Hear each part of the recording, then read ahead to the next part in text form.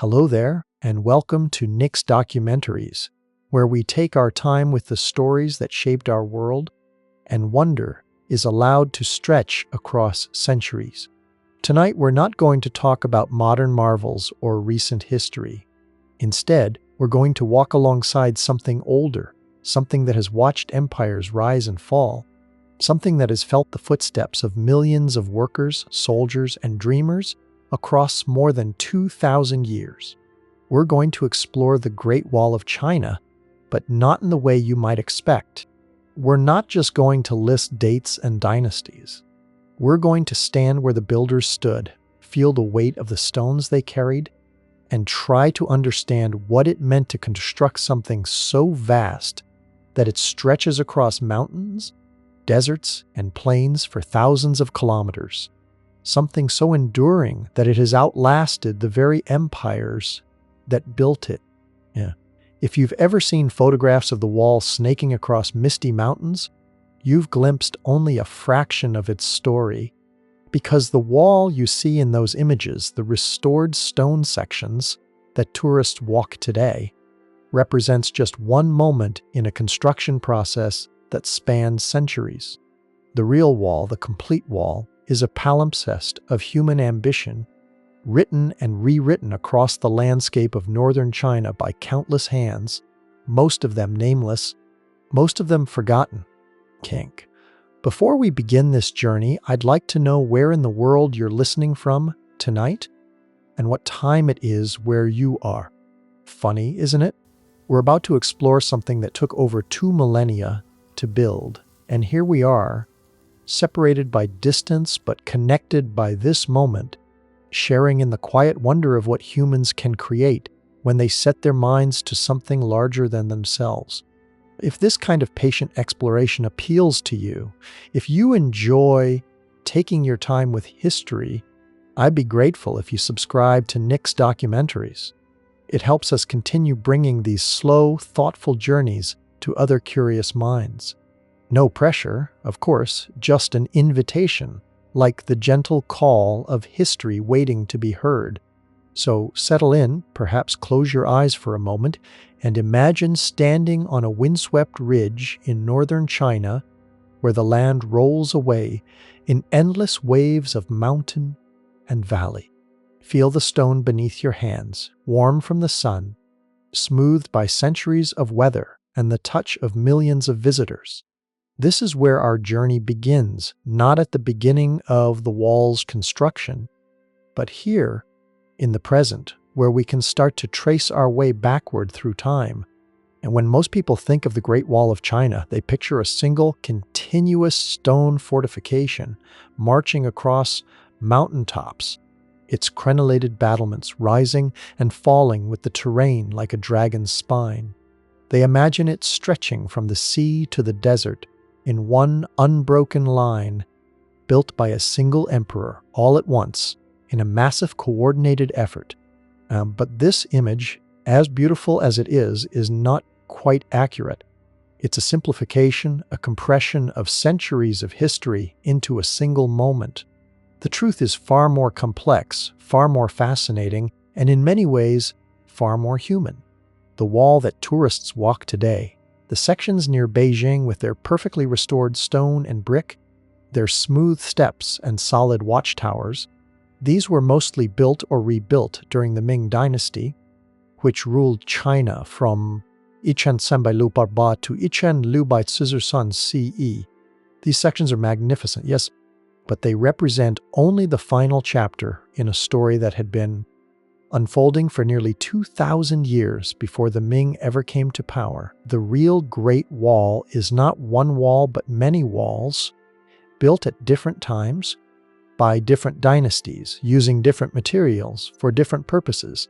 Some sections were built of rammed earth, others of stone, still others of brick. Some were built to keep out nomadic raiders, others to control trade routes, still others to define the boundaries of civilization itself.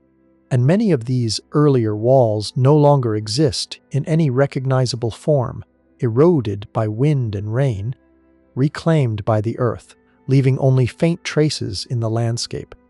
To understand the wall, you have to understand that it was never finished, even at the height of its construction, even when thousands of workers labored along its length. It was always a work in progress, always being extended, repaired, reinforced, or abandoned. Sections built in one era would be left to crumble in the next.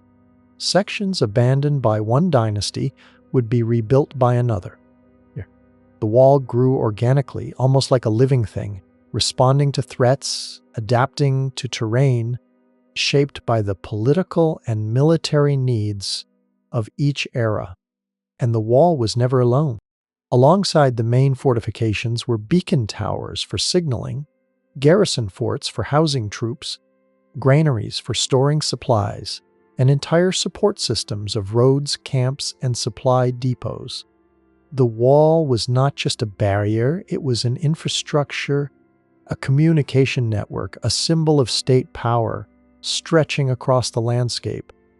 But perhaps most importantly, the wall was built by people, not by some vast impersonal force, not by magic or mystery, but by countless individuals, most of them ordinary workers, soldiers and conscripts who carried stones, mixed mortar, tamped earth, and laid bricks under conditions that were often brutal. Their names are not recorded in history books. Their individual stories are lost. But their labor, their sweat, their lives are embedded in every stone, every brick, every meter of the wall that still stands. Ken? When you touch the wall today, you are touching their work. When you walk along its length, you are following in their footsteps. And when you look out from its battlements across the mountains and valleys of northern China, you are seeing the same view they saw, the same landscape they were trying to protect, or control, or define. So as we begin to trace the story of the wall's construction, remember that we are not just talking about stones and mortar. We are talking about human ambition and human suffering, about the dreams of emperors and the toil of workers, about what happens when a civilization decides to reshape its landscape on a scale that defies imagination. Well, let's start at the beginning, or rather at the many beginnings, because the story of the Great Wall does not have a single starting point. It emerges gradually from the mists of Chinese history, born from the needs and fears of ancient kingdoms that would one day become China. And to understand why the Great Wall was built, you first have to understand the world that gave birth to it. Long before there was a unified China, before there was an empire, before there was even the idea that all these lands and peoples could be bound together under a single ruler, there were kingdoms. Many kingdoms constantly at war with one another, fighting for survival, for dominance, for land and resources. This period, from approximately CD Cbiderd Chishawar II, Urbek Arsur BCE, is known as the Warring States period, and it was one of the most chaotic and violent eras in Chinese history. 7 major kingdoms, Qin, Qi, Chu, Yan, Han, Zhao, and Wei, along with numerous smaller states, competed for power in an endless cycle of shifting alliances, betrayals, and bloody conflicts. It was a time when philosophers like Confucius and Laozi wandered the land seeking patrons for their ideas, when military strategists like Sun Tzu wrote treatises on the art of war, and when rulers desperately sought any advantage that might help them survive. During this period, these kingdoms began building walls, not a single great wall, but many smaller walls, defensive barriers to protect their borders from their neighbors and from the nomadic tribes to the north. These early walls were modest affairs, built primarily of rammed earth, a technique in which layers of soil are compacted between wooden frames until they form a solid, durable mass.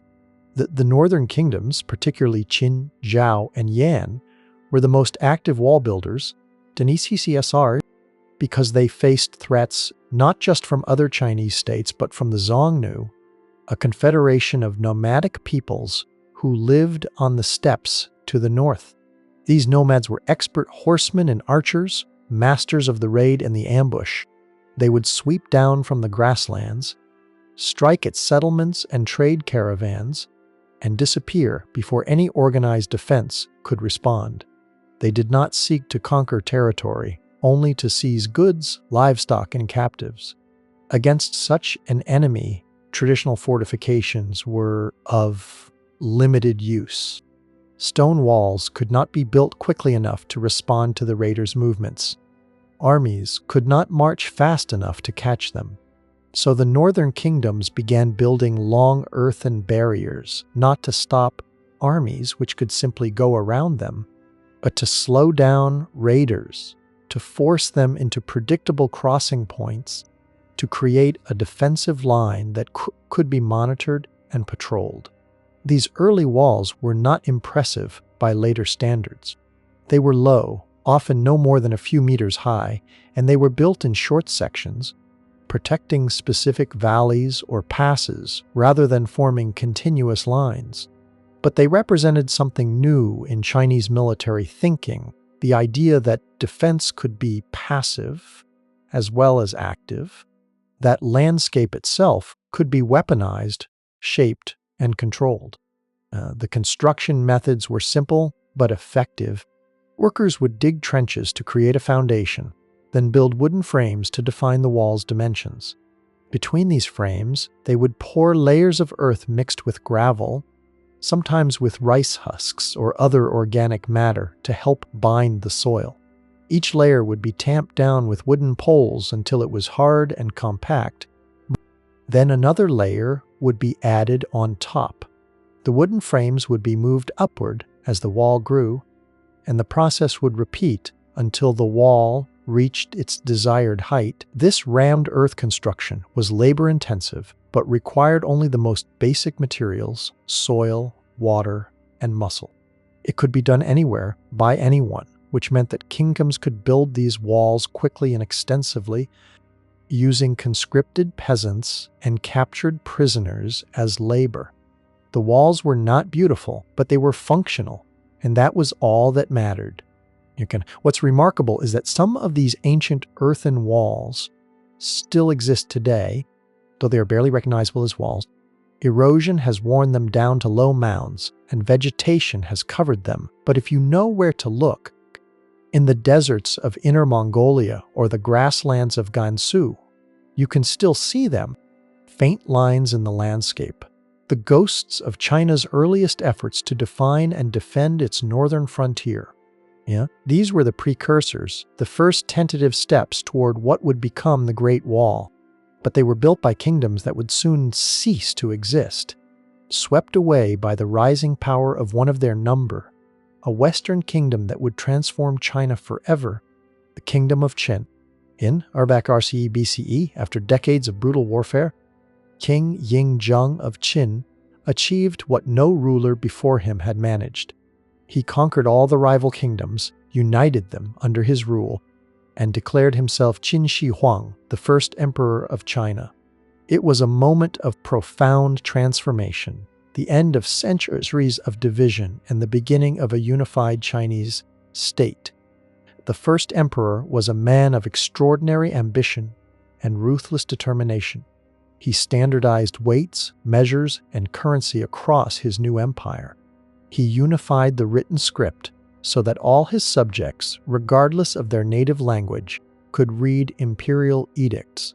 He built roads and canals to connect distant regions, and he undertook massive construction projects that reshaped the landscape of China.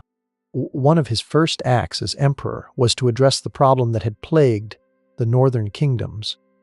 For generations, the threat of the Xiongnu. But the first emperor did not simply want to defend against raids. He wanted to solve the problem permanently, to create a barrier so formidable that the nomads would never again threaten the settled lands of China. He ordered that the old walls built by the northern kingdoms be connected, extended, and reinforced. Where there were gaps, new sections would be built. Where the walls were weak, they would be strengthened. The result would be a continuous fortification stretching from the eastern coast far into the western deserts, a barrier that would define the edge of civilization itself. Okay? This was the first Great Wall, though it bore little resemblance to the stone structure we see today. It was built primarily of rammed earth, like the earlier walls, but on a scale that dwarfed anything that had come before. Hundreds of thousands of workers were mobilized for the project: soldiers, conscripted peasants, and prisoners, including scholars and nobles who had opposed the emperor's rule. Conditions were brutal. Much of the construction took place in remote, inhospitable terrain, high mountains, barren deserts, and windswept grasslands where temperatures could swing from scorching heat to bitter cold. Workers labored with the most basic tools: shovels, picks, and wooden tamping poles. There were no machines, no advanced engineering, just human muscle and endurance. The death toll was staggering. Exact numbers are impossible to know, but ancient records suggest that hundreds of thousands of workers died during the construction from exhaustion, disease, accidents, and the harsh conditions. Many were buried where they fell, their bodies incorporated into the wall itself, leading to later legends that the Great Wall was built on the bones of its builders. This is likely an exaggeration, but it reflects a deeper truth. The wall was built at an immense human cost, and that cost fell most heavily on the poor and powerless. Peasants were torn from their farms during planting and harvest seasons, leaving their families to starve. Soldiers stationed on the frontier endured years of isolation and hardship. Prisoners died in chains, far from home, with no hope of return. Still, the wall was completed. During the reign of the first emperor, thousands of kilometers of defenses were built or linked together, forming a vast frontier that, for the first time, truly deserved the name Great Wall. It ran from the eastern coastline near today's Qinhuangdao, all the way to the arid lands of Gansu in the west. Tracing mountain ridges and winding through valleys, it adjusted to the natural landscape, becoming a boundary that was as symbolic as it was military. Yet the wall could not preserve the Qin dynasty. The first emperor died in Arbek-Isser BCE, and only a few years later, his empire unraveled amid uprisings and internal conflict. The same severe measures that made the wall possible, crushing taxes, compulsory labor, and ruthless punishments, had driven the population beyond its limits. The dynasty that unified China endured for little more than 15 years. Even so, the wall endured. The Qin-era fortifications, built largely from packed earth, lacked the permanence of later stone constructions, and much of them gradually wore away. But their path, their fundamental structure, and the idea of a single, continuous barrier guarding the northern frontier became the model for every future version. The first emperor's vision, shaped by ambition and anxiety, outlasted his rule and influenced Chinese military planning for the next 2 millennia. And when you walk along the wall today, you stand upon foundations that, in certain places, were first laid by Qin dynasty laborers. Though their earthen walls have been rebuilt, strengthened, and replaced countless times, the course they set remains unchanged. The mountains they scaled and the valleys they traversed are the same. The first emperor's wall has vanished, but its shadow still lingers across the landscapes of northern China. After the fall of the Qin dynasty, China entered a new era under the Han dynasty, which ruled from Arbek-Linglu BCE to Arbek-Arsu CE. The Han emperors continued to maintain and extend the wall, pushing it even farther west into the deserts along the Silk Road, where it served less as a military barrier and more as a means of controlling trade and protecting merchants. During the Han period, the wall reached its greatest extent in ancient times, stretching over kilometers, though this measurement includes many branches, parallel walls, and spur walls.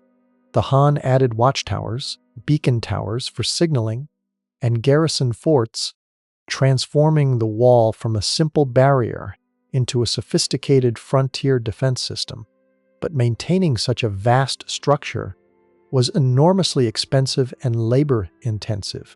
Each dynasty had to decide whether the cost was worth the benefit, whether the threat from the north justified the resources required to keep the wall in repair. And as China's political situation changed, as dynasties rose and fell, as the balance of power shifted between the settled Chinese and the nomadic peoples of the steppes, different rulers made different. After the Han dynasty collapsed in Arbek CE, China entered a long period of division and instability. For nearly 4 centuries, the empire was split into multiple kingdoms, constantly at war with one another. During this time, the Great Wall was largely neglected. Without a strong central government to organize and fund repairs, the wall slowly deteriorated. Rammed earth sections eroded in the rain and wind. Watchtowers collapsed. Garrison forts were abandoned. In some regions, local populations dismantled sections of the wall, using the earth and stones to build their own homes and fortifications. In other areas, the wall simply disappeared, its outline visible only as a slight rise in the land, a ghost of its former self.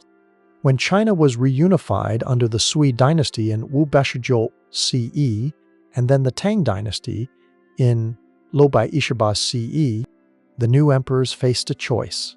Should they invest enormous resources in rebuilding the wall, or should they pursue other strategies for dealing with the northern nomads? The Tang chose a different approach. Rather than relying on static defenses, they projected military power outward, launching campaigns into the steppes, forming alliances with some nomadic groups against others, and using diplomacy and trade as much as warfare. For several centuries, the wall was allowed to crumble. It remained as a landmark, a historical curiosity, but it was no longer an active military installation. Travelers along the Silk Road would pass its ruins, remnants of an earlier age, reminders of past emperors' ambitions and fears.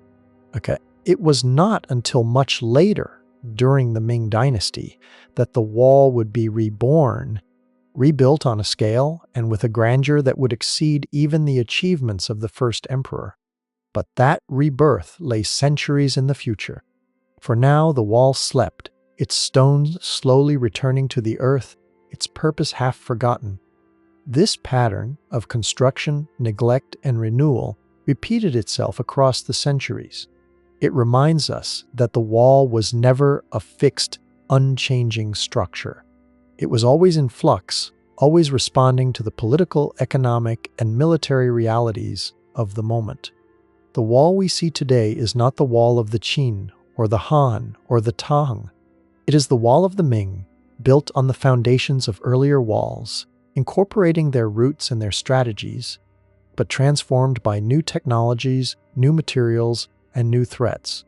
For centuries after the Tang dynasty, the relationship between China and the nomadic peoples to the north continued its complex dance of war, trade, and diplomacy.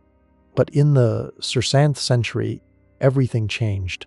A new power arose on the steppes, a confederation of nomadic tribes united under a leader of unparalleled military genius, a man who would conquer more territory than any other individual in human history.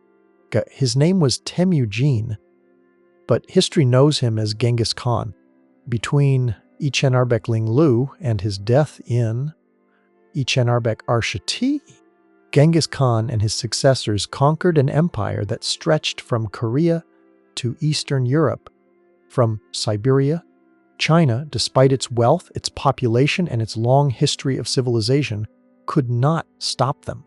The Mongol armies, with their superior horsemanship, their composite bows, and their revolutionary military tactics, swept across northern China like a storm. The Great Wall, what remained of it, was irrelevant. The Mongols did not waste time or lives attacking its fortifications. They simply went around them, or bribed the garrison commanders to open the gates, or found undefended sections and poured through. The wall, designed to stop nomadic raiders, was useless against a nomadic empire with the organization and resources to conduct full-scale invasions. By Ichen Chisur, the Mongols had conquered all of China, establishing the Yuan dynasty under Kublai Khan, Genghis Khan's grandson. For the first time in Chinese history, the entire country was ruled by foreign conquerors, by people from beyond the wall, by the very nomads the wall had been built to keep out. For nearly a century, China was part of the Mongol Empire, the largest contiguous land empire in history. The wall was not needed because there was no border to defend. The Mongols ruled on both sides of it. During this period, the wall continued to decay, no longer maintained, no longer relevant, a monument to a defensive strategy that had failed. But Mongol rule in China was not destined to last. The Yuan dynasty faced rebellions, internal conflicts, and economic crises. By the mid-6th century, Chinese rebels were rising up across the country, and a former peasant and Buddhist monk named Zhu Yuanzhang succeeded in driving the Mongols out of China and establishing a new dynasty, the Ming. The Ming dynasty would rule China for the next Arbak Qishirlup years from Ichen Sambai Lushirba-tu, Ichen Lupai Sistersus, and it was during the Ming era that the Great Wall as we know it today was built. But to understand why the Ming invested so heavily in the wall, why they devoted such enormous resources to rebuilding and extending it, you have to understand the shadow that the Mongols had cast over Chinese consciousness. The Mongol conquest had been a profound trauma for China, a humiliation that called into question the very identity of Chinese civilization. For centuries, the Chinese had seen themselves as the center of the world, the Middle Kingdom, surrounded by barbarians who might be dangerous but were ultimately inferior. The Mongol conquest shattered this world.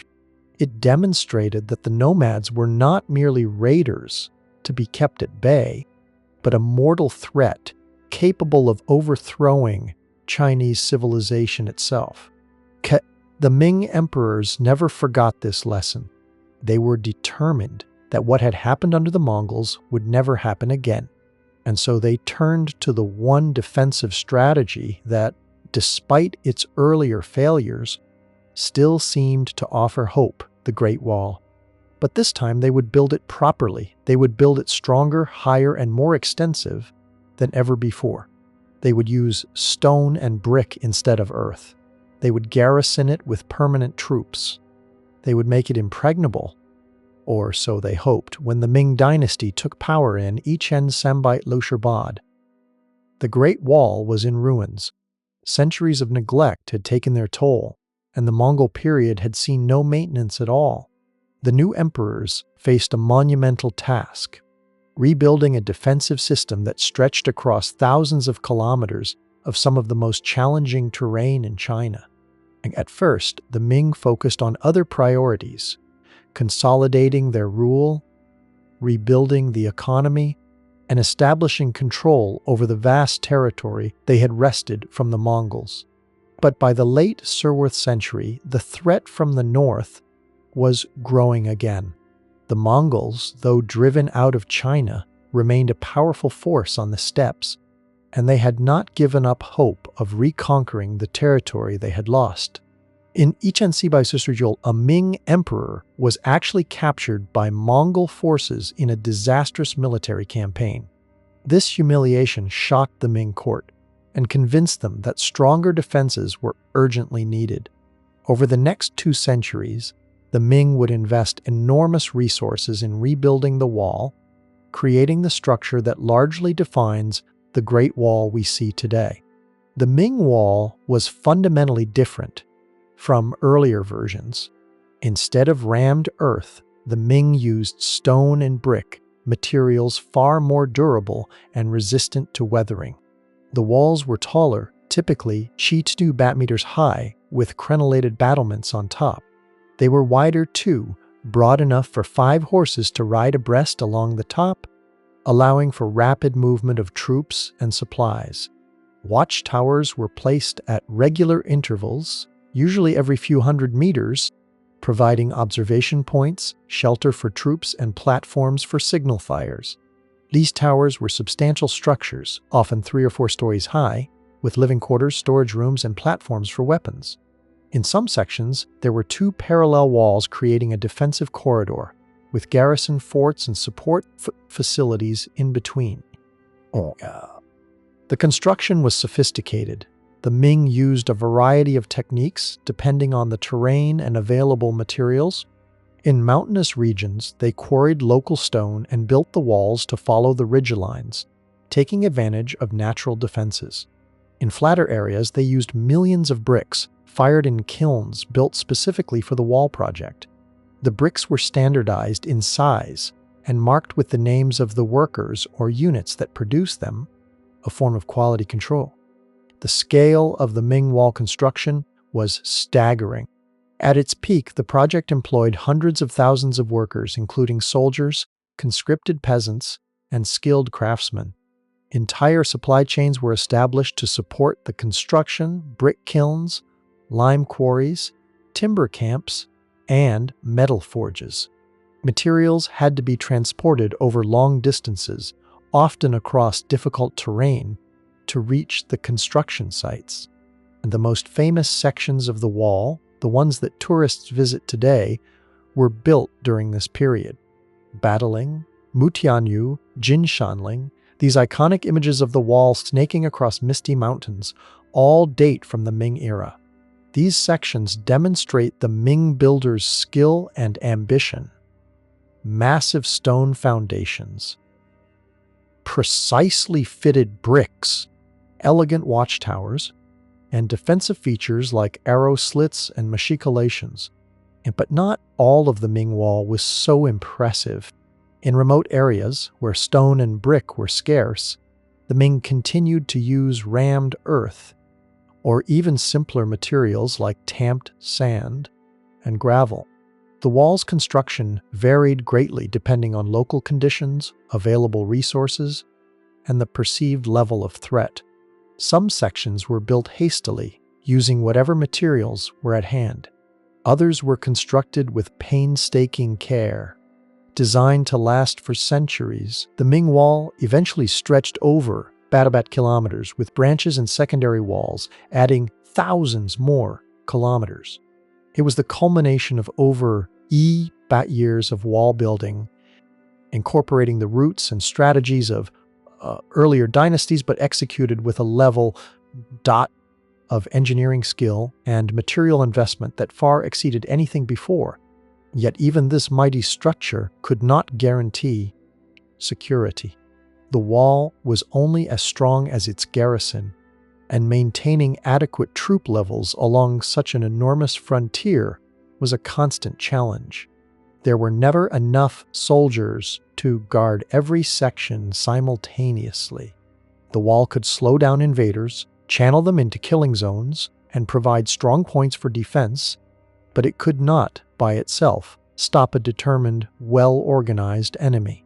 And in the end, the wall did not save the Ming dynasty. When the dynasty fell in Ichenlu by Sisersus, it was not because Mongols or other nomads breached the wall. It was because a rebel army rose within China itself. And when the Ming general Wu Sangui opened the gates at Shanhai Pass to allow Manchu forces into China to help suppress the rebellion, the wall's defensive value became the Manchu forces, originally from the northeast beyond the wall, would establish the Qing dynasty, China's last imperial dynasty. Once again, like under the Mongols, China was ruled by people from beyond the wall, and once again the Great Wall had failed to fulfill its ultimate purpose. But the wall remained a monument to human ambition, to the labor of millions, to the dreams and fears of emperors long dead. And as we'll explore next, the methods used to build this monument, the techniques and the toil, reveal as much about the people who built it as the structure itself does. And to understand the Great Wall, you must understand not just what was built, but how it was built, and more importantly, who built it. The wall is not merely a structure of stone and brick. It is a monument to human labor, to the sweat and suffering of countless individuals who spent years, sometimes their entire lives, working on its construction. The workers came from all levels of Chinese society. There were soldiers garrisoning the frontier who spent their off-duty time building and repairing the wall. There were conscripted peasants torn from their farms to fulfill their labor obligations to the emperor. There were prisoners, both common criminals and political opponents of the regime, sentenced to labor on the wall as punishment. And there were skilled workers, stonemasons, bricklayers, carpenters, and engineers who directed the construction and ensured that the work met the necessary standards. Worse, each group faced different conditions and challenges, but all shared the fundamental reality of wall building. It was back-breaking, dangerous work carried out in harsh conditions, often far from home, with little comfort and less hope of reward. And let's start with the most basic element of construction, the materials. The Ming Wall required vast quantities of stone, brick, lime for mortar, and timber for scaffolding and support structures. In mountainous regions, stone could be quarried locally, but it had to be cut, shaped, and transported to the construction site. Teams of workers would spend days or weeks extracting blocks of stone from quarries, using iron tools to split the rock along natural fracture lines, then rough shaping the blocks with hammers and chisels. The stone blocks were heavy, often weighing hundreds of kilograms, and moving them was a major challenge. In some areas, workers built ramps or temporary roads to allow ox carts to carry the stone. In steeper terrain, stones had to be carried by hand or pulled up slopes using ropes and wooden sleds. Imagine the effort required, teams of workers straining against ropes, inching massive blocks up a mountainside, one agonizing meter at a time. Brick production was even more labor-intensive. The Ming builders used billions of bricks in the wall's construction, each one individually made and fired. Workers would dig clay from local deposits, mix it with water to the right consistency, then press it into wooden molds to form standardized bricks. These bricks would be left to dry in the sun, then carefully loaded into kilns for firing. The kilns themselves were engineering marvels, large structures capable of firing thousands of bricks at once. Maintaining the right temperature was critical. Too hot and the bricks would crack or deform. Too cool and they wouldn't harden properly. Skilled workers would tend the fires day and night, adding fuel, adjusting airflow, and monitoring the temperature. The firing process could take days, and if something went wrong, an entire batch of bricks might be ruined. Once the bricks were fired and cooled, they had to be transported to the construction site. Another massive logistical challenge. In some areas, bricks were carried by hand, passed along chains of workers stretching for kilometers. In other places, pack animals were used, or primitive carts on rough roads. The Ming builders established entire supply networks to keep the construction sites fed with materials, a complex system of roads, depots, and way stations that was almost as impressive as the wall itself. Mortar was the glue that held the wall together. The Ming used lime mortar, made by burning limestone to create quicklime, then mixing it with water and sand. The quality of the mortar was critical to the wall's durability. Poorly mixed mortar would crumble over time, leading to structural failure. The best Ming mortar also included glutinous rice, which made it incredibly strong and water-resistant. Modern tests have shown that this rice mortar is actually stronger than many modern concrete formulations.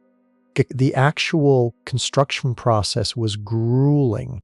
Workers would first prepare the foundation, digging down to bedrock if possible, or building up a solid base using layers of stone and tamped earth. Then they would begin laying the wall itself, placing stones or bricks in carefully aligned courses, with mortar in between. The work required precision. Each stone had to fit properly with its neighbors, each brick had to be level, and the mortar joints had to be filled and smooth. As the wall rose, workers would build wooden scaffolding to reach the higher levels, tevels, platforms lashed together with ropes and held in place by timber posts. These scaffolds were precarious structures, and falls were common. Many workers died when scaffolding collapsed, or when they lost their footing on a narrow platform high above the ground. The watchtowers were even more complex to build.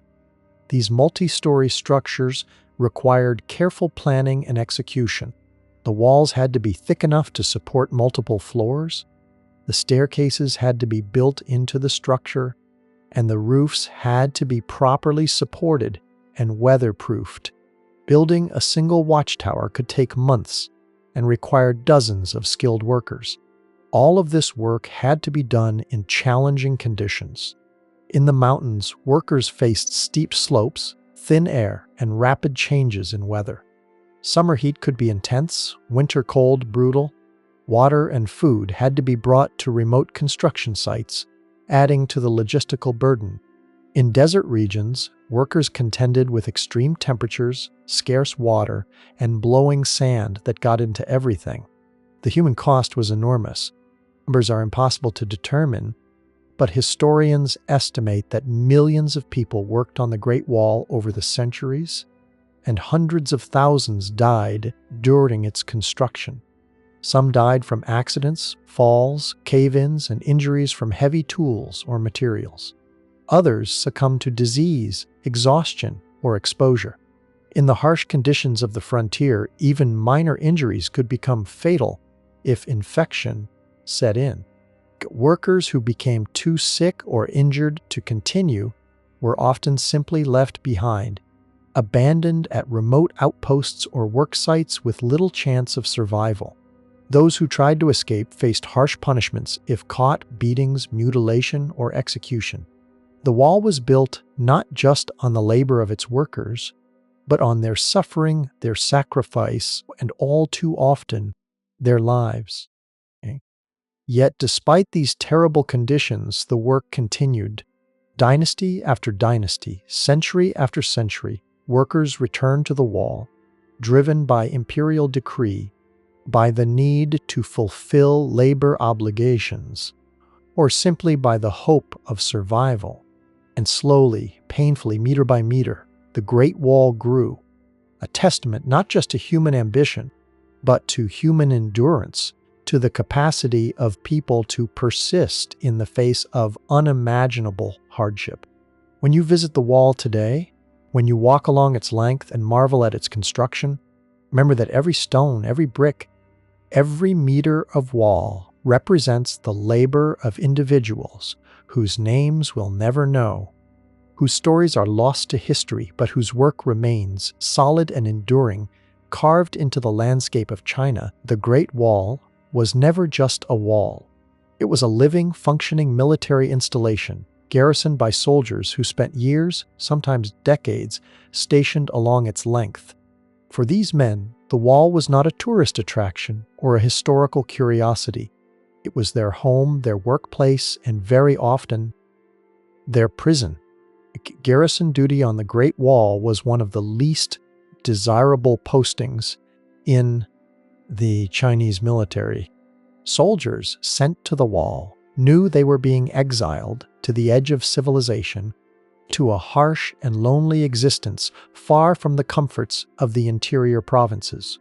The posting was typically for several years, though some soldiers spent their entire careers on the wall, growing old in its watchtowers, never seeing their families again. Life in a garrison fort or watchtower followed a strict routine.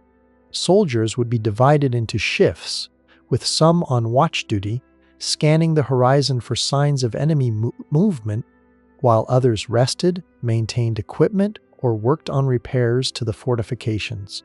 The watch was constant, day and night, in all weather.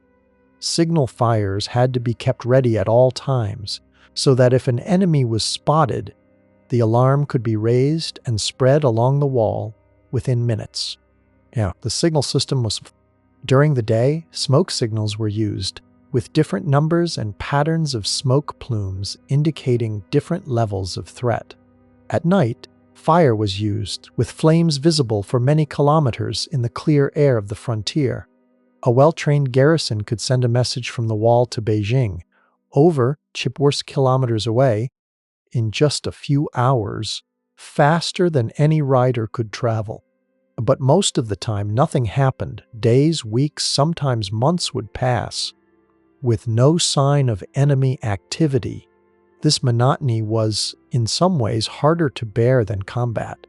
Soldiers grew bored, discipline would slack, and the endless routine of watch duty, drill, and maintenance wore away at morale. In remote watchtowers, small groups of soldiers might go weeks without seeing anyone from outside their unit. The living conditions were Spartan at best. Watchtowers and garrison forts had basic quarters, usually just rooms with sleeping platforms and a stove for heat and cooking. Soldiers slept on hard brick or stone beds, covered with whatever blankets or furs they could scrounge. In winter, when temperatures could drop far below freezing, keeping warm was a constant struggle. In summer, the stone buildings could become unbearably hot. Food was another challenge. Garrisons received regular supplies from the interior, grain, dried meat, and vegetables, but the supply system was often unreliable. Corruption was rampant, with officers skimming from the supplies or selling them for personal profit. Soldiers sometimes went hungry or had to supplement their rations by hunting, fishing, or trading with local populations. Water could be scarce, especially in desert sections of the wall. Some watchtowers had cisterns to collect rainwater, but in dry periods, these could run low or dry up entirely. Soldiers would have to make dangerous trips to distant wells or streams, always at risk of ambush by raiders.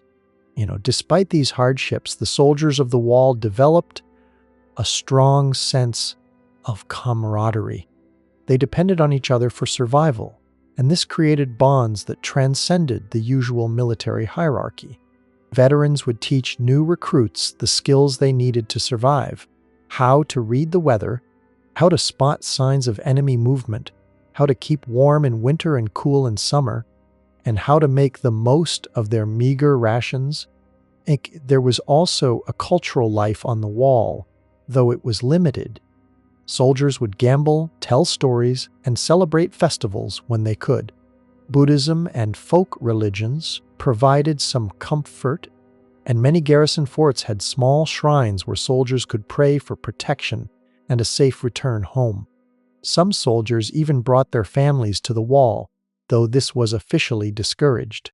In more settled sections, small communities grew up around garrison forts, with merchants, craftsmen, and farmers creating a kind of frontier society, but the primary duty was always military readiness. When raiders were spotted, the garrison had to respond immediately. Signal fires would be lit, and soldiers would take up defensive positions along the wall. If the enemy approached, archers would fire from the battlements, while other soldiers prepared to reinforce weak points or sally out to engage the raiders in the open. Combat on the wall was brutal and chaotic. The wall gave defenders a significant advantage: high ground, cover, and clear fields of fire, but determined attackers could still breach it if they had ladders, siege equipment, or simply the numbers to overwhelm a weak garrison. Some sections of the wall saw frequent fighting, while others rarely saw combat, but the threat was always present, and soldiers could never fully relax. And for officers, garrison duty was a mixed blessing. It was an opportunity to gain experience and prove their military skill, but it was also a hardship posting that kept them away from the political centers where careers were made. Some officers thrived on the frontier, becoming skilled commanders who understood the terrain and the enemy. Others grew bitter, frustrated by the lack of advancement and the endless routine of border duty. The wall also served as a punishment posting. Officers who fell out of favor at court or who failed in their duties elsewhere might be sent to command remote sections of the wall, effectively ending their careers. For common soldiers, being assigned to the wall was often a sentence in itself, a form of exile that separated them from everything they knew and loved. And yet, despite all of this, the wall functioned. For centuries, it provided a framework for defending China's northern frontier, a system that could detect threats, communicate rapidly, and concentrate forces at critical points. It was never perfect, and it ultimately failed to prevent invasions, but it served as a vital element of Chinese military strategy, shaping how the empire interacted with the world beyond its borders. The soldiers who manned the wall were not heroes in the traditional sense. They did not win great battles or conquer new territories. They simply endured year after year, holding the line, watching the horizon, and waiting for an enemy who might never come.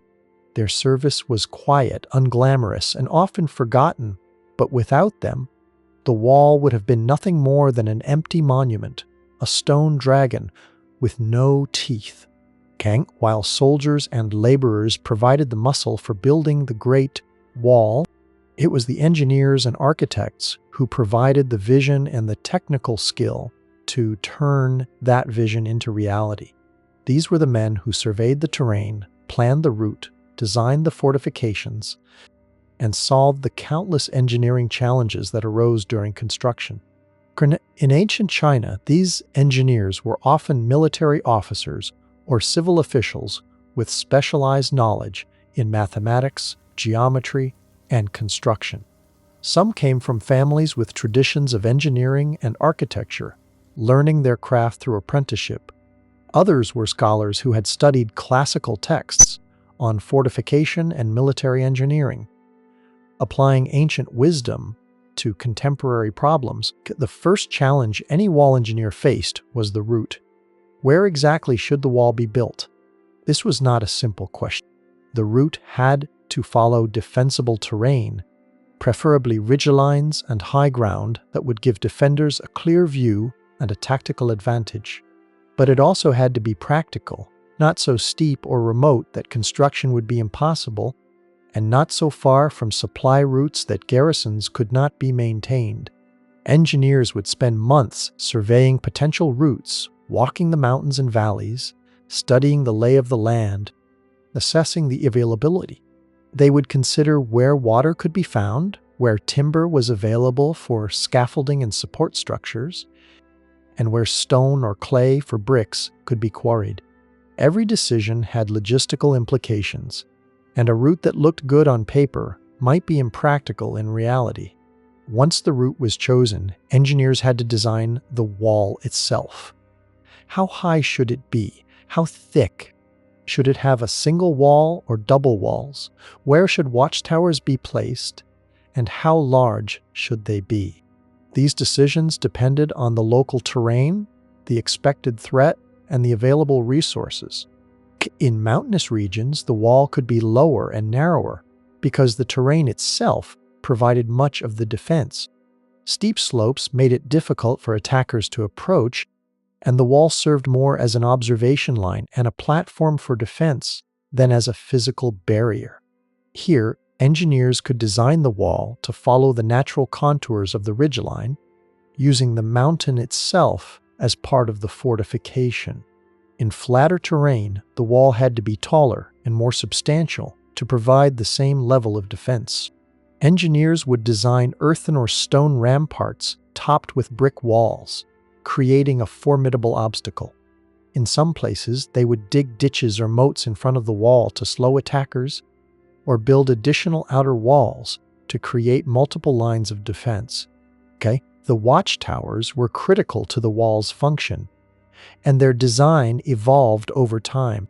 Early towers were simple square structures, but Ming engineers developed more sophisticated designs with multiple floors, arrow slits at different heights, and platforms for weapons and signal fires. Some towers included living quarters, storage rooms, and even stables for horses. The largest towers were essentially small forts, capable of housing dozens of soldiers and withstanding a prolonged siege. Foundation work was another major engineering challenge, especially in mountainous terrain. Engineers had to ensure that the wall's foundations were stable and would not shift or collapse over time. On steep slopes, this often meant digging down to bedrock or building up massive stone footings that could support the weight of the wall above. In areas with unstable soil, engineers would use techniques like pile driving, sinking wooden posts deep into the ground to create a stable base. Water management was also critical. Engineers had to design drainage systems to prevent water from undermining the wall's foundations. This meant building gutters, drains, and culverts to channel rainwater away from the structure. In some sections, you can still see these ancient drainage features, carefully placed openings that allow water to flow through the wall without weakening it. Ming engineers also had to solve the problem of how to get materials to remote construction sites. In some cases, they built temporary roads or ramps. In other areas, they used more creative solutions. There are legends of engineers using goats to carry bricks up steep mountain paths, or designing pulley systems to haul stones up cliff faces.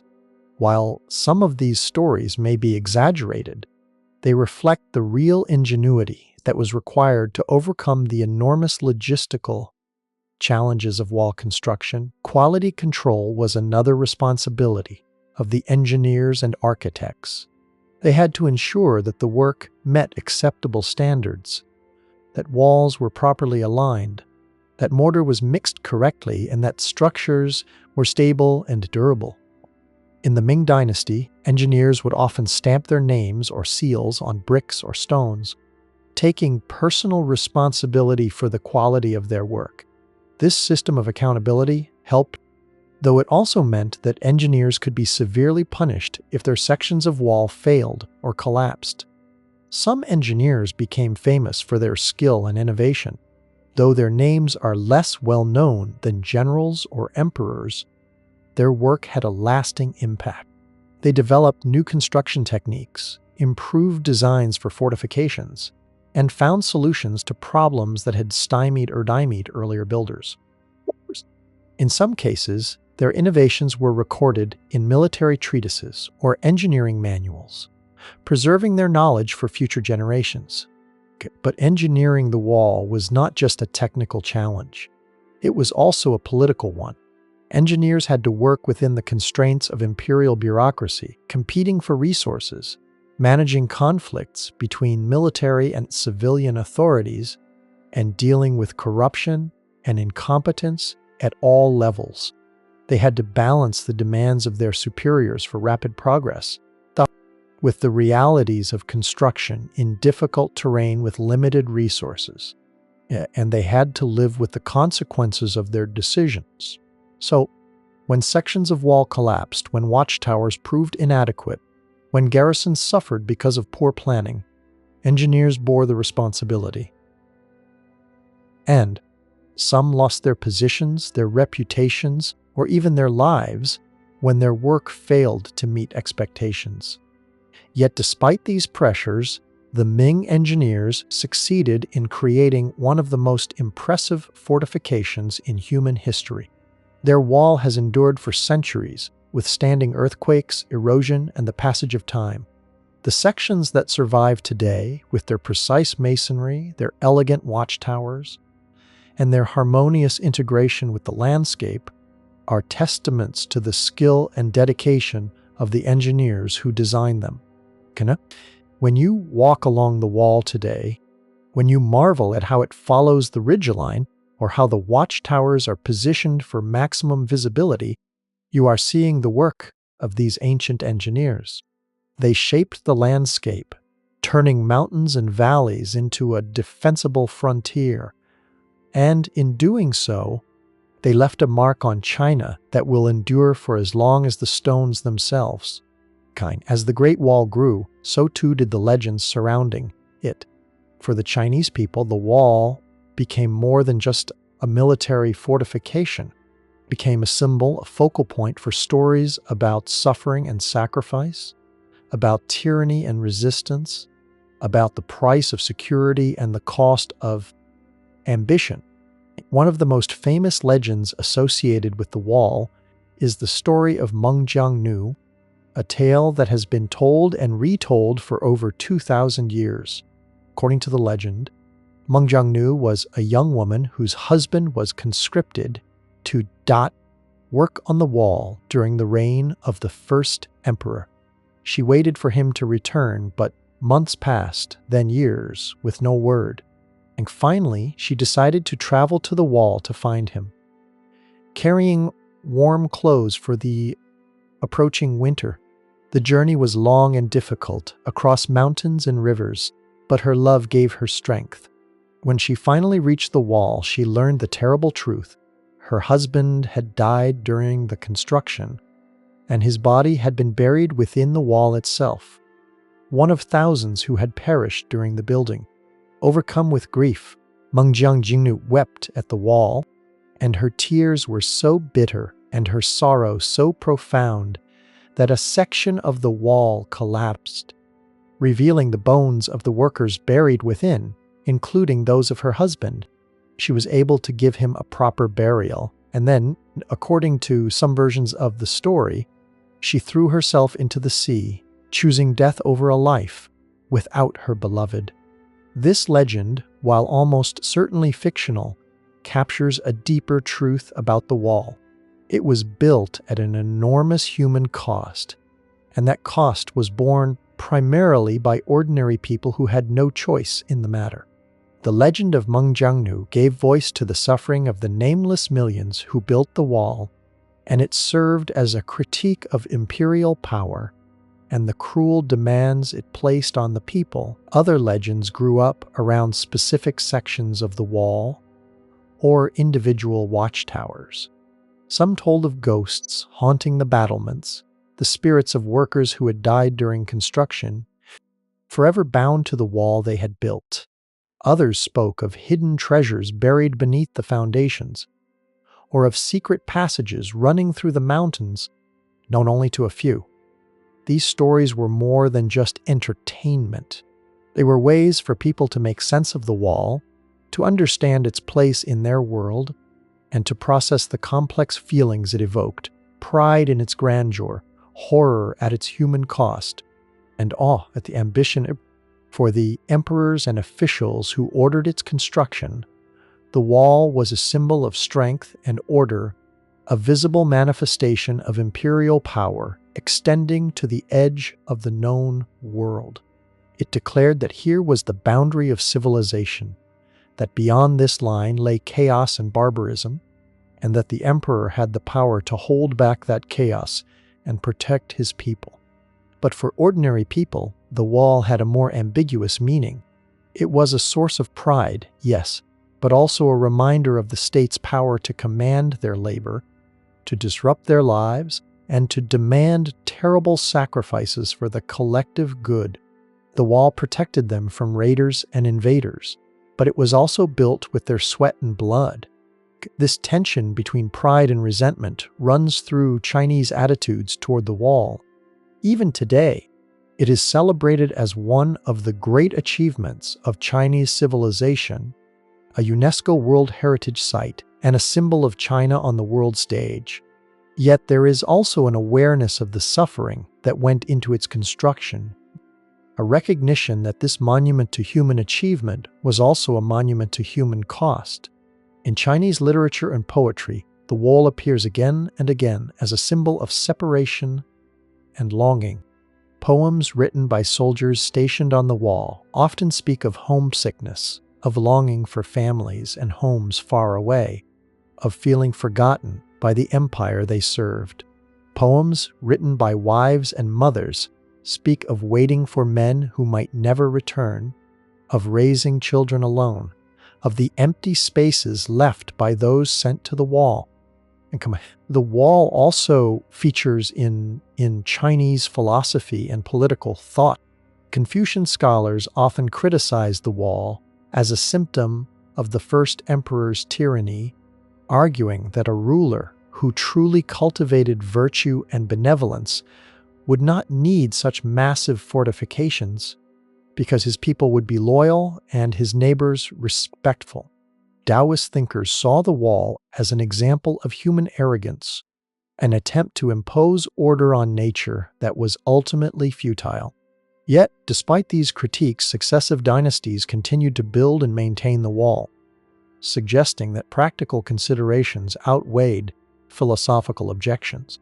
The wall might be morally problematic, but it served a real military and political purpose, and that was enough to justify its existence.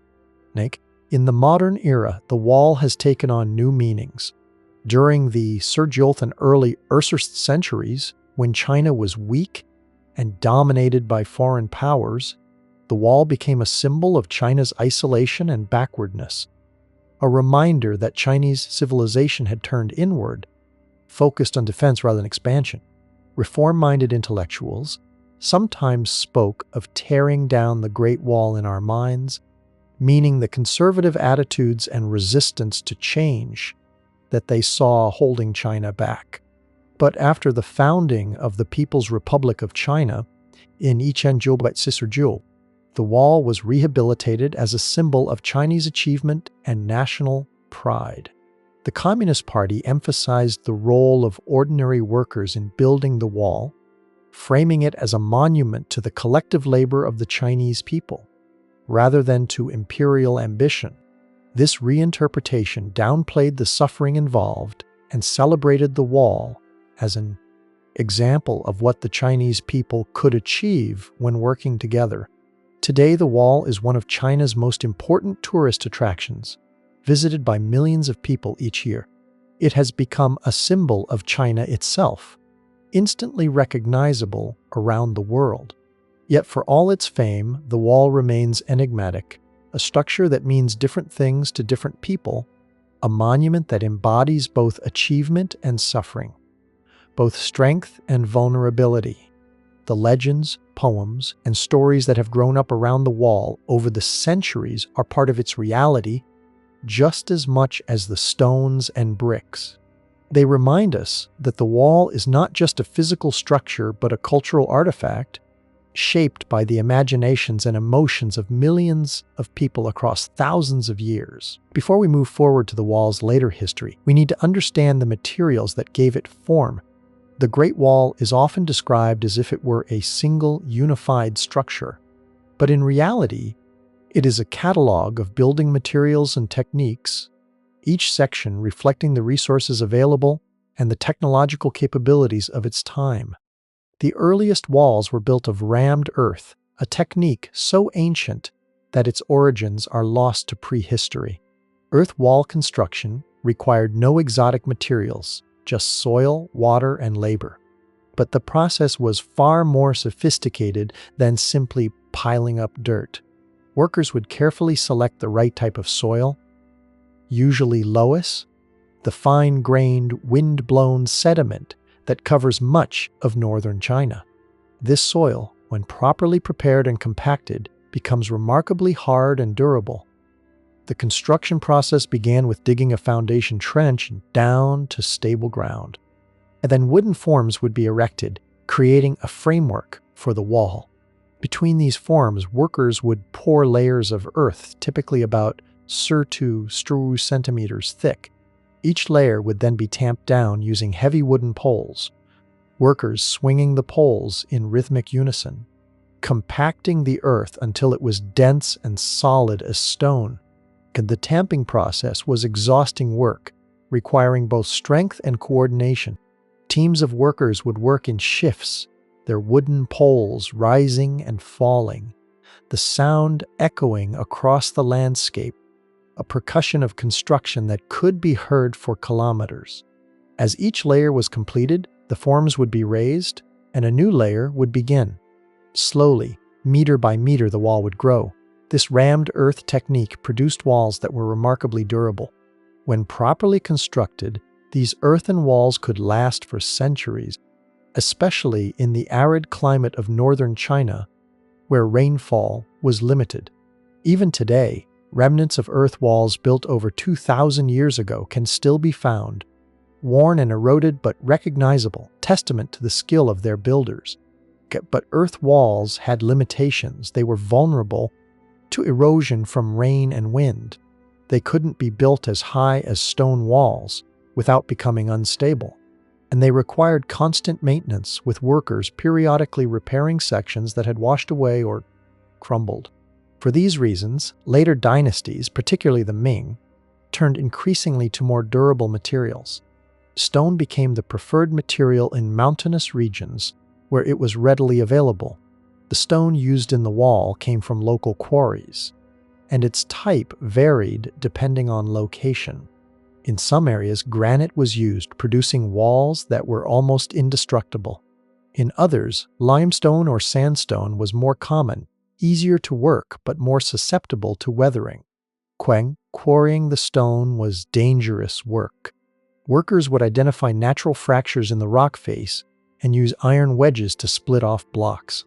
In winter, they might fill cracks with water and let it freeze, the expanding ice splitting the stone. Once freed, the stones had to be rough-shaped at the quarry, reducing their weight for transport. This work was done by skilled stonemasons using hammers and chisels, slowly shaping each block. The stones were then transported to the construction site, a process that could take weeks or months, depending on the terrain. In flatter areas, ox carts could be used. In the mountains, stones had to be carried by workers or dragged on sleds. Some sections of the wall are in such remote, steep terrain that it's hard to imagine how the stones were brought there at all. Yet they were, thousands of tons of stone hauled up mountainsides by sheer human effort. At once at the construction site, the stones would be fitted together with remarkable precision. The best sections of the Ming Wall show stonework that rivals anything built in Europe during the same period. But stones are cut and placed so that they interlock, creating a structure that is both strong and aesthetically pleasing. The outer faces of the wall were made of carefully dressed stone, toting grest, while the interior was filled with rubble and earth. Brick became increasingly important during the Ming dynasty, especially for the sections near Beijing. Brick offered several advantages over stone. It was lighter and easier to transport. It could be made in standardized sizes, allowing for more regular construction. And it was more versatile, able to be shaped for corners, arches, and decorative features. The bricks used in the Great Wall were substantial, much larger than modern bricks. A typical Ming Wall brick might be 6 centimeters long, 8 centimeters wide, and 6 centimeters thick, weighing around 4 kilograms. Making these bricks required clay had to be dug, cleaned of impurities, mixed with water to the right consistency, and formed in wooden molds. The bricks would be dried in the sun for weeks, then loaded into kilns for firing. The kilns themselves were large structures, some capable of holding tens of thousands of bricks. Firing was a delicate process requiring skilled workers to maintain the right temperature for days. The fuel for these kilns consumed vast amounts of wood, contributing to deforestation in regions near the wall, and quality control was strict. Each brick was expected to meet certain standards of size, shape, and hardness. Bricks that were cracked, warped, or improperly fired were rejected. In some cases, the names or marks of the brickmakers were stamped into the bricks, allowing defective work to be traced back to its source. This accountability helped maintain standards, but also meant that workers could be severely punished for poor quality.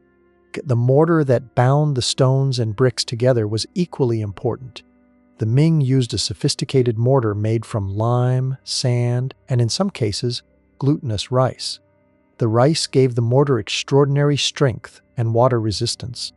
Modern chemical analysis has shown that this rice mortar creates a dense, compact structure that is actually stronger than the bricks themselves. Making lime mortar required heating limestone to high temperatures in kilns, a process that consumed even more wood and labor. The quicklime produced had to be carefully slaked with water, then mixed with sand and other ingredients in precise proportions. The mixing was hard work, requiring workers to churn and blend the ingredients until they achieved the right consistency. The mortar had to be used quickly once mixed, before it began to set. This meant that construction had to be carefully coordinated, with mortar prepared only as it was needed, and workers ready to place bricks or stones as soon as the mortar was available. The pace of work was dictated by these material constraints, creating a rhythm of preparation, construction, and waiting that defined life on the wall. In addition to these primary materials, the wall required timber for scaffolding, iron for tools and fasteners, and countless other supporting materials. The logistics of gathering, transporting, and managing these materials was an enormous undertaking, requiring a sophisticated supply system that stretched across much of northern China. And when you look at the wall today, you're seeing the culmination of all this material effort. Every stone, every brick, every handful of mortar represents not just raw materials, but human knowledge, skill, and labor. The wall is made of earth and stone, yes, but it's also made of sweat and ingenuity, of trial and error, of the accumulated wisdom of generations of builders. The building of the Great Wall was not a continuous process. It followed the rhythm of the seasons, with work expanding during favorable weather and contracting during the harsh northern winter.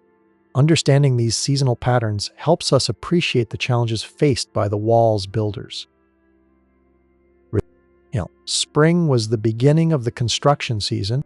As the snow melted and the frozen ground thawed, work crews would mobilize and move to their assigned sections. This was a time of preparation, repairing damage from winter storms, gathering materials that had been stockpiled, and planning the work ahead. For conscripted peasants, spring mobilization meant leaving their farms just as planting season began, a burden that fell heavily on their families. The spring weather in northern China could be unpredictable. Late snows were common in the mountains, and early rains could turn work sites into muddy quagmires. But work had to begin because the window of favorable weather was limited. Workers would start with repairs to existing sections, fixing damage from winter freeze-thaw cycles, replacing mortar that had crumbled, and stabilizing sections that had shifted. Summer was the peak of construction activity. The long days and warm weather allowed work to continue from dawn until dusk. This was when the most progress was made, when new sections of wall were built, when watchtowers were raised, and when ambitious projects were undertaken. But summer also brought its own challenges. In the lower elevations, heat could be oppressive. Workers laboring in the sun, carrying heavy loads of stone or brick, mixing mortar or tamping earth, would be drenched in sweat within hours. Dehydration was a constant danger, and ensuring adequate water supplies for the work crews was a major logistical challenge. In some areas, water had to be carried from sources many kilometers away. Summer thunderstorms could be fierce and dangerous. Lightning posed a deadly threat to workers on exposed ridgelines or high scaffolding. Heavy rains could wash away recent work, undermine foundations, and make the steep paths to construction sites treacherous. Flash floods in mountain valleys could sweep away camps and supplies. Despite these dangers, work continued. because the summer months were too valuable to waste. In the higher elevations and more northern sections, summer was briefer and more precious. At altitudes above Arling meters, snow could fall even in midsummer, and temperatures could drop below freezing at night.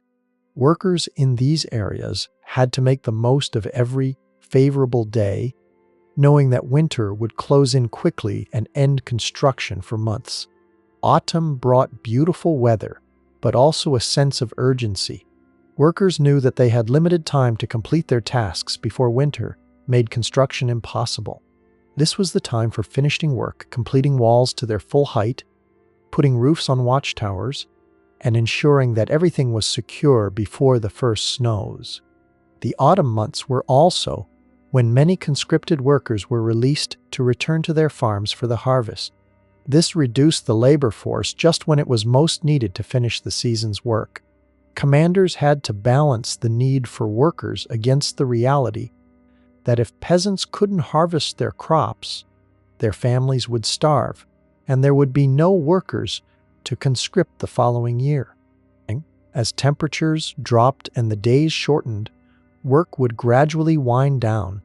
Final preparations for winter would be made, materials that couldn't be used would be stored or covered, tools would be collected and inventoried, and camps would be partially dismantled.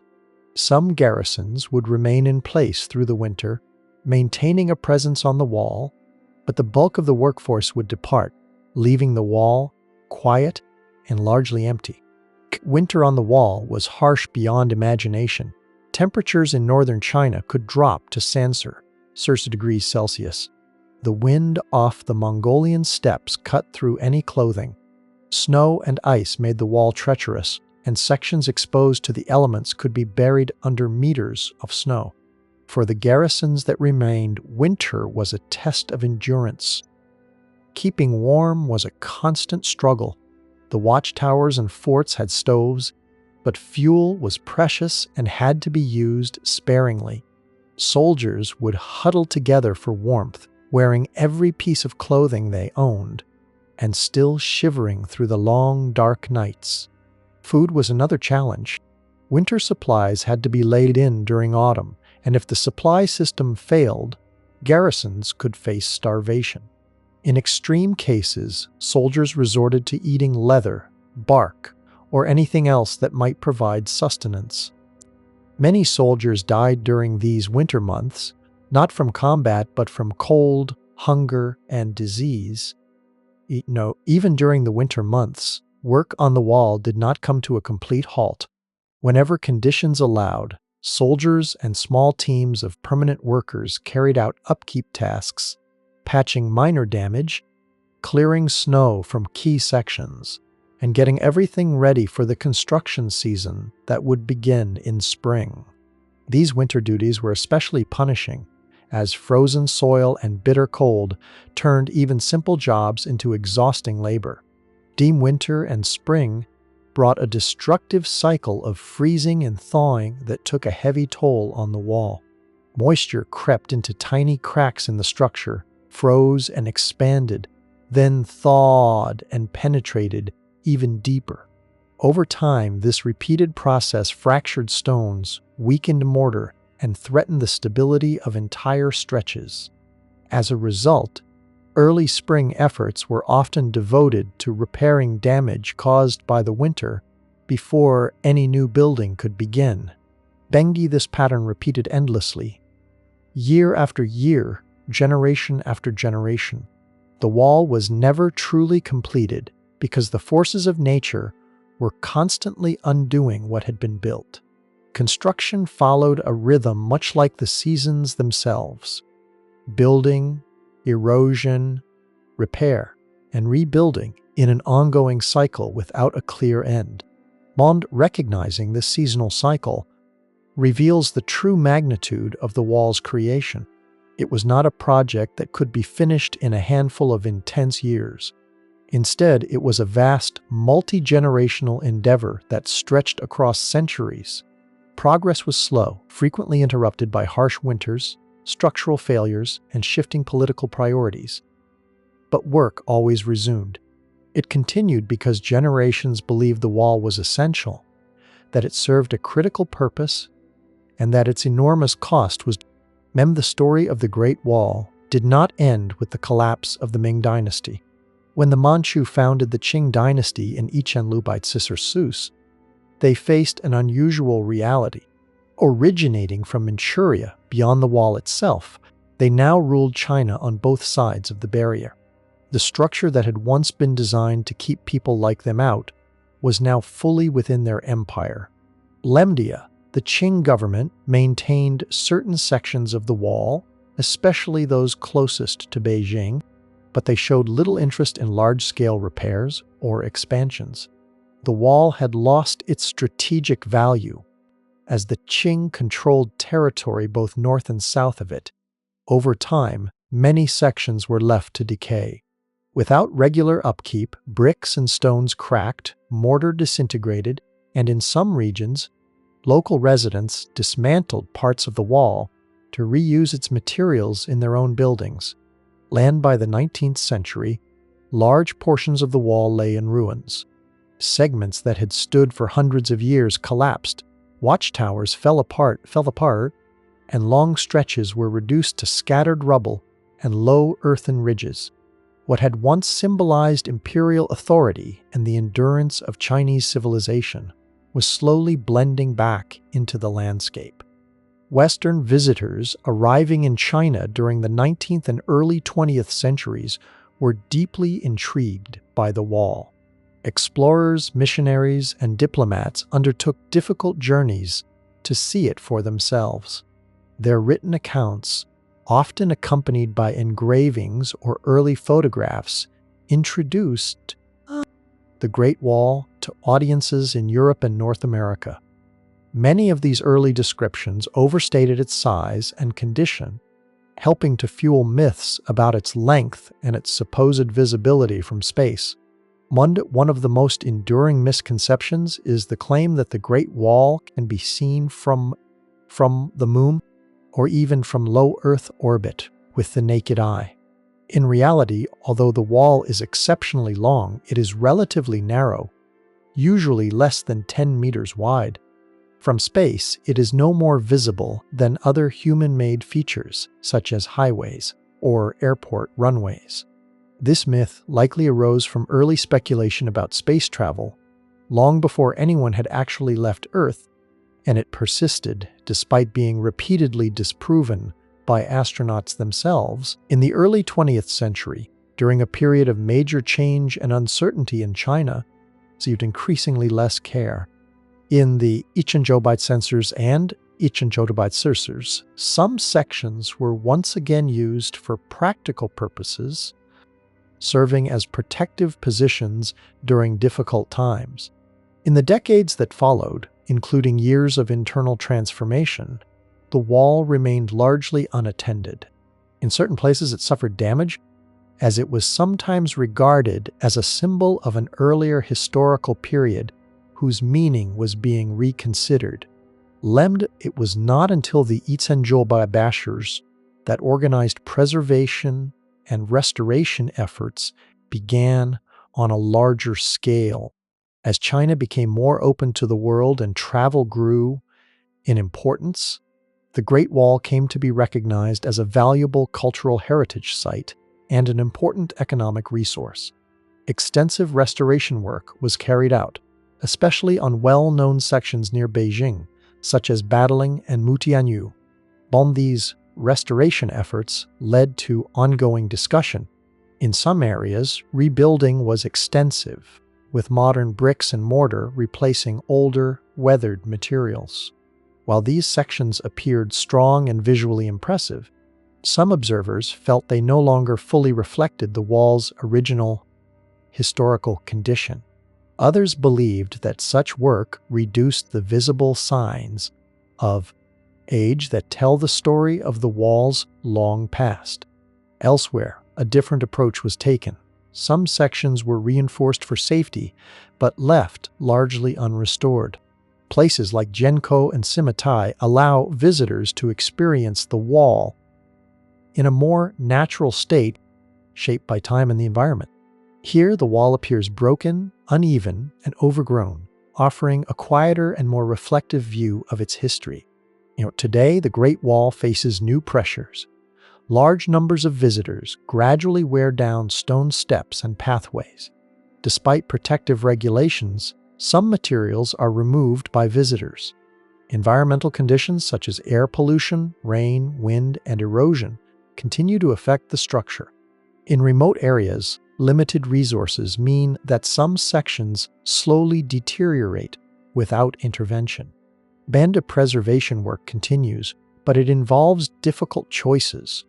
The wall is vast, and it is not possible to protect every section equally. Some areas receive focused conservation, while others are allowed to slowly return to the surrounding landscape. Amenzia, there is also continuing discussion about what preservation should involve. Should the wall be restored to reflect a specific historical period, or should its current condition be preserved as part of its story? Should modern techniques be used for stability, or should traditional methods guide all restoration work? Different sections of the wall reflect different answers to these questions. Despite these challenges, the Great Wall remains one of the world's most recognizable landmarks. Its status as a UNESCO World Heritage Site reflects its global cultural importance. It appears widely in travel materials, films, and popular culture, and for many people, it represents one of the most familiar images associated with China. There is a quiet contrast within this image. Much of the wall visible today is the result of later reconstruction based largely on Ming-era designs built upon even earlier foundations. Many older sections, made of earth rather than stone, have gradually faded into the landscape over time. What remains is a layered record of history, with traces from many periods existing side by side. To truly understand the Great Wall, one must look beyond the restored sections to the subtle remains scattered across northern China, faint lines in the desert, gentle rises in grasslands, and fragments that hint at structures that once extended for thousands of kilometers. The Great Wall is not a single idea, but many at once: a structure, a historical record, a symbol, and a living monument that continues to change. It reflects both the past and the present, shaped by time, environment, and human care. This layered complexity may be the most fitting legacy of a structure that has meant so much across so many centuries. If you ever have the chance to visit the Great Wall, to walk along its length and feel the stones beneath your feet, take a moment to pause and look around. Not just at the wall itself, though it is certainly impressive, but at everything the wall encompasses: the landscape, the sky, the sense of history that seems to press down on this place. Stand still and listen. In the popular sections near Beijing, you'll hear the chatter of tourists, the click of cameras, the voices of guides explaining the wall's history. But if you're fortunate enough to visit a quieter section, or if you can find a moment of solitude even in a crowded place, listen to the silence. The wind moving across the stones, the distant call of a bird, the faint rustle of leaves in the scattered trees growing near the wall. Look at the stones under your hands. They are worn smooth in places, marked by the touch of millions of visitors over the decades since the wall was opened to tourism. But they are also ancient, placed here centuries ago by workers whose names we will never know. Each stone was quarried, shaped, transported, and fitted into place by human hands. The wall is made of individual stones, millions upon millions of them, and each one represents a moment of human labor. Look out from the wall across the landscape. In some places, you'll see the wall snaking away into the distance, following the ridgeline of mountains, rising and falling with the terrain. In other places, it disappears around a corner or is lost in mist or haze.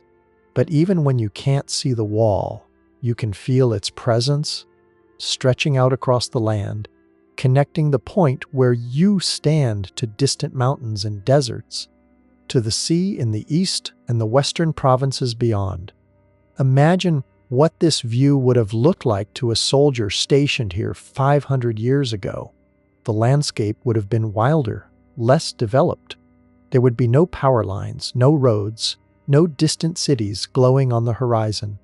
Just mountains, forests, and the open sky. For that soldier, this wall was the edge of the world, the boundary between civilization and chaos. Now imagine what this place looked like even earlier, before the Ming built their wall of stone and brick. Perhaps there was an earthen wall here, built 1,000 years before, or perhaps there was nothing, just a bare mountain ridge where nomads and Chinese farmers occasionally clashed. The landscape has witnessed countless changes, countless generations of people, each leaving their mark, each passing away. Think about the labor that went into building this structure. Not just the physical effort of carrying stones and laying bricks, but the organization required to coordinate thousands of workers, the logistics of supplying remote construction sites, the engineering skill needed to design fortifications that would endure for centuries. The wall is a monument to human capability, to what we can achieve when we commit ourselves to a goal. But it is also a monument to human cost. For every meter of wall that stands, there were workers who suffered, who endured hardship, who died far from home. The wall stands because they gave their strength, their time, and in many cases their lives. When we admire the wall's grandeur, we should also remember their sacrifice. The wall invites contemplation. It is too large, too old, too complex to be understood all at once. You can spend hours walking its length, climbing its watchtowers, exploring its garrison forts, and still feel that you've only scratched the surface. Each section of the wall has its own character, its own history, its own stories. Some sections are restored and accessible, with smooth steps and sturdy handrails, easy to walk and perfect for photographs. These sections allow millions of visitors to experience the wall safely and comfortably. But they also feel somewhat artificial, more like a theme park version of the wall than the real thing. Other sections are wild and ruined, crumbling stones overgrown with vegetation, steep and dangerous, requiring scrambling and caution to navigate. These sections are harder to access and more risky to explore, but they offer something the restored sections cannot: a sense of authenticity, a connection to the wall as it has been for most of its existence, not a pristine monument, but a weathered ruin slowly returning to nature. Both types of sections are valid, both are part of the wall's reality. The restored sections show us what the wall was meant to be, how it looked at the height of the Ming dynasty, when it was new and strong and fully garrisoned. The ruined sections show us what the wall has become, how time and nature reclaim even the mightiest works of human hands. Also, walking the wall is also a physical experience, often more challenging than visitors expect. The steps are steep, sometimes over a meter high, requiring real effort to climb. The wall follows the terrain, which means that a walk along the wall is a walk up and down mountains, with the altitude and thin air adding to the challenge.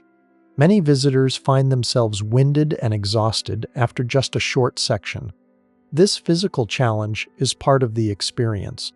It gives you a visceral understanding of what it must have been like to be a soldier stationed here, patrolling the wall in all weather, climbing these steps every day while carrying weapons and supplies.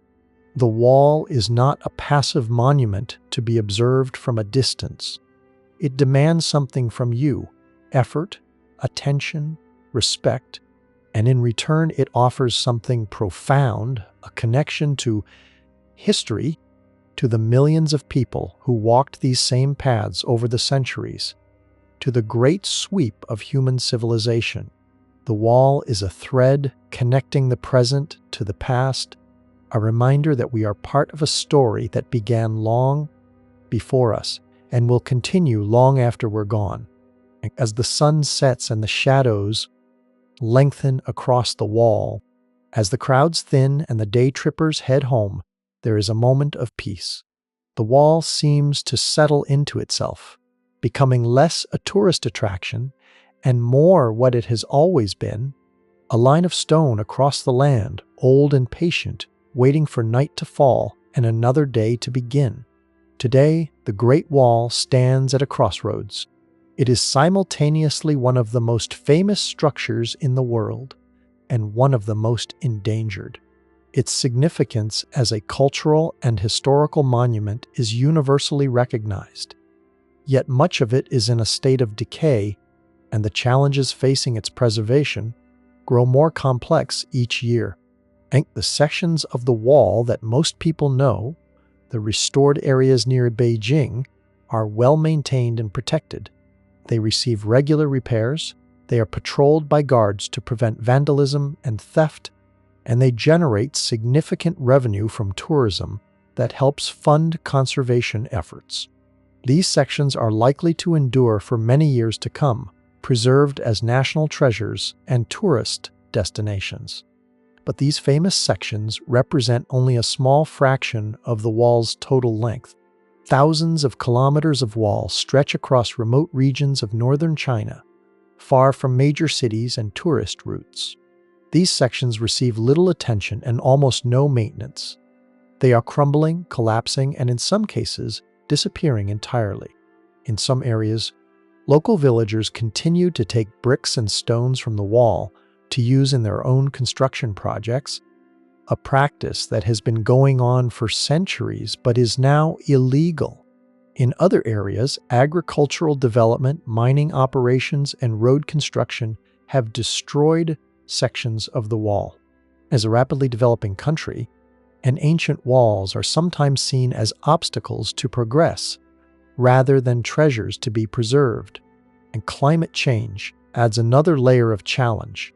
Increased rainfall in some regions is accelerating erosion, washing away earthen sections of the wall, and undermining the foundations of stone sections. In other areas, droughts and desertification are threatening walls in the far western reaches. The same forces that shaped the wall's construction, weather, wind, and water, are now contributing to its destruction. Conservationists face difficult choices. With limited resources, they must prioritize which sections of the wall to preserve. Do they focus on the most historically significant sections or the most endangered? Do they restore walls to their original appearance or simply stabilize them in their current state? Do they try to preserve the entire wall or accept that some sections will inevitably be lost? They're also, as we've discussed, extensive restoration can actually damage the historical integrity of a site, replacing original materials with modern ones and erasing evidence of the structure's age and history. Yet without restoration, many sections of the wall will simply collapse. Finding the right balance between preservation and authenticity is an ongoing challenge. Technology offers some new tools for satellite imagery, and drones can be used to survey remote sections of the wall, identifying areas in need of urgent attention. 3D scanning can create detailed digital records of the wall, preserving its current state even if the physical structure eventually crumbles. And new materials and techniques developed for historical preservation might allow for more sensitive and effective restoration work. But ultimately, the fate of the Great Wall depends on human choices. Will China and the world commit the resources necessary to preserve this monument for future generations?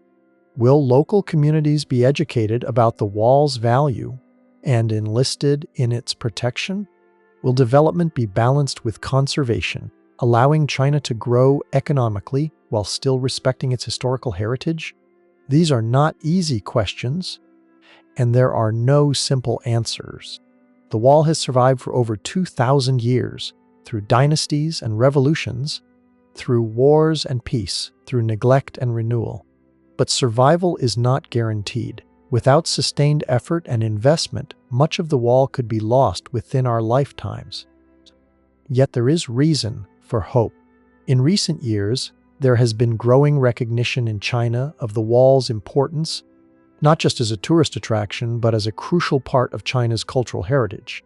New conservation programs have been launched, laws protecting the wall have been strengthened, and there is increasing public awareness of the need to preserve this monument.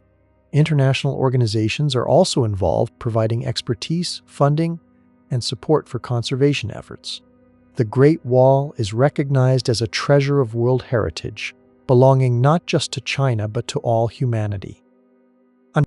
Its preservation is, and perhaps most importantly, there is a growing understanding that the wall's value lies not just in its stones, but in its stories. The wall is not just a physical structure, but a repository of history, of human experience, of the dreams and struggles of countless generations. Preserving the wall means preserving those stories, keeping alive the memory of the people who built it and the civilization that created it. And the wall has always been a work in progress, never finished, always changing, always adapting to new circumstances. In a sense, that continues today. The wall we preserve and restore in the 18th century is not the same wall that stood in the Ming dynasty, or the Qin dynasty, or any other era. It is our wall, shaped by our values, our choices, and our understanding of history. As we look to the future, the Great Wall stands as a reminder of both human achievement and human limitations. It shows us what we can accomplish when we set our minds to a grand vision, but it also reminds us that even the mightiest structures are temporary, subject to time and entropy. The wall will not last forever. One day, centuries or millennia from now, it will be gone, returned to the earth from which it came. But for now it stands, and as long as it stands, it will continue to inspire wonder, to provoke thought, and to connect us to the deep history of human civilization. The stones of the Great Wall have stories to tell, if we take the time to listen. And so we come to the end of our journey along the Great Wall of China, though in truth, such a journey never really ends. The wall stretches on across mountains and deserts, through time and memory, too vast to be fully comprehended, too complex to be easily summarized.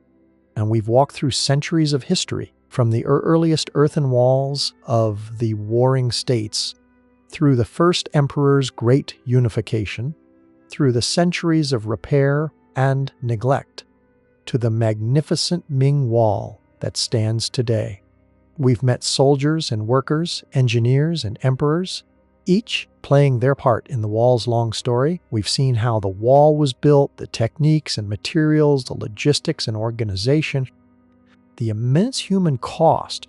We've imagined what it was like to live on the wall, to garrison its watchtowers, to patrol its length, to spend years or decades on the edge of civilization.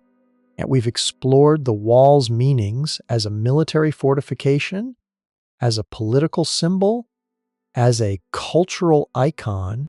We've seen how the wall has been remembered in legend and literature, how it has shaped Chinese consciousness, and how it continues to evolve in the modern world. But perhaps most importantly, we've recognized that the Great Wall is not just about the past.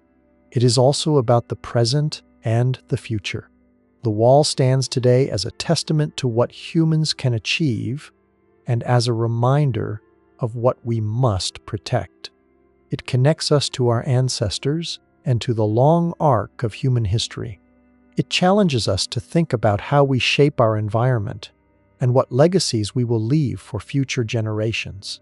And when you think about the Great Wall now, I hope you see it not as a simple stone barrier, but as a living monument, complex and contradictory, grand and terrible, inspiring and humbling all at once. The wall is many things to many people, and perhaps that is as it should be. Something so vast and ancient cannot be reduced to a single meaning or a simple story. The stones of the wall hold memories, not in any mystical sense, but in the very real sense that they were placed by human hands, shaped by human effort, and infused. Every stone is a connection to the past, a bridge across time that allows us to reach back and touch, however briefly, the lives of people who lived centuries or millennia ago. As you go about your life, wherever you are in the world, remember that the wall is still there, still standing, still waiting. Perhaps one day you will have the chance to visit it, to walk along its length, to feel its stones beneath your feet, to look out across the landscape from its battlements. And if that day comes, I hope you will take a moment to pause, to reflect, and to remember all the people, known and unknown, who made this monument possible. Until then, thank you for taking this journey with me, for spending this time exploring the Great Wall of China. Thank you for your curiosity, your patience, and your willingness to look deeper than the surface, to ask questions, and to wonder. If you've enjoyed this exploration, I'd be grateful if you'd subscribe to Nick's Documentaries and share this with others who might appreciate this kind of thoughtful, unhurried approach to history. There are so many more stories to tell, so many more places to explore, so many more moments of quiet wonder waiting to be discovered. For now, rest well, and remember that somewhere across the world the Great Wall still stands, a dragon of stone sleeping across the mountains, dreaming of all the feet that have walked its length, all the eyes that have gazed from its towers, all the hands that placed its stones, one by one, across more than 2,000 years. The wall endures, and in its endurance, it reminds us that we too are part of something larger than ourselves, part of a human story that stretches back into the mists of time and forward into an unknowable future. We are builders and dreamers, workers and warriors, just like those who came before us. And the monuments we create, whether of stone or of ideas, will outlive us, shaping the world for those who come after. Keng, sleep well, traveler. The wall is patient. It will wait